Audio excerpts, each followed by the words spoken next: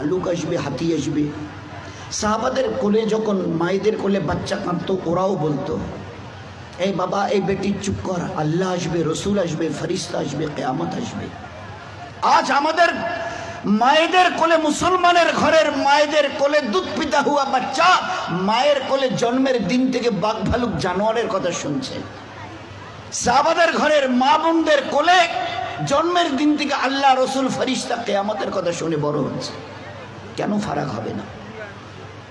সাহাবাদের ঘরের মায়েরা যখন বাচ্চাকে কোলে তুলে নিত দুধ পান করাবার জন্য, আমাদের ঘরের মা বোনেরা দুধ পান করায়। লক্ষ্য করে দেখবেন, কারোর সঙ্গে কোমর বেঁধে ঝগড়াও করছে, বাচ্চাকে দুধ পান করাচ্ছে। 2, 3, 4 জন মেয়ে ছেলে এর ওর নামে গিবুদও করাচ্ছে, আর বাচ্চাকে দুধও পান করাচ্ছে। খোদার কসম খেয়ে বলছি, ও উম্মতের মা বোনেরা, যে আমালের সঙ্গে আপনি আপনার বাচ্চাকে দুধ পান করাবেন, জেনে রেখে দিন, আপনার সিনার এই দুধের সঙ্গে ওই আমালের তাসির ওই বাচ্চার ভিতরে গিয়ে দাখিল হবে, বাচ্চার ভিতরে গিয়ে দাখিল হবে। ওইসব গিবত, ঝগড়া, কুচ কাচাল, শাশুড়ি বউ, এসব ছাড়ুন, এসব ছাড়ুন।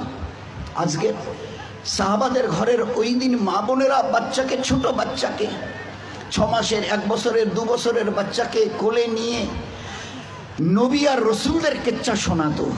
হায় হায় হায়! আজ আমাদের ঘরের মা বোনেরা 6 মাসের বাচ্চা, 1 বছর, 1.5 বছরের বাচ্চা যদি একটু ক্যাচাল করে, মোবাইলটা চালু করে দিয়ে হাতে তুলে দেয়। এ আমার কলিজার টুকরে বেটা, এই আমার কলিজার টুকরে বেটি, তুই এই ছেলে ছোট ছোট বাচ্চাদের বেহায়া নাচ গান এগুলো দেখতে থাক, গুনার আমলটা করতে থাক, আমি গিয়ে তোকে চুপ করিয়ে গিয়ে রান্নাটা করি। তো মা জন্মের পরের থেকে তার আদরের কলিজার টুকরা সোনাম ধনমণিকে গোনা করা শেখাচ্ছে। এই বাচ্চাদের উলঙ্গ বেহায়া নাচ দেখতে থাক, তুই এই গোনাটা করতে করতে থাক, আর আমি গিয়ে রাঁধি, কাচি, ঘরটা লেপি। এ অবস্থা আছে আমার।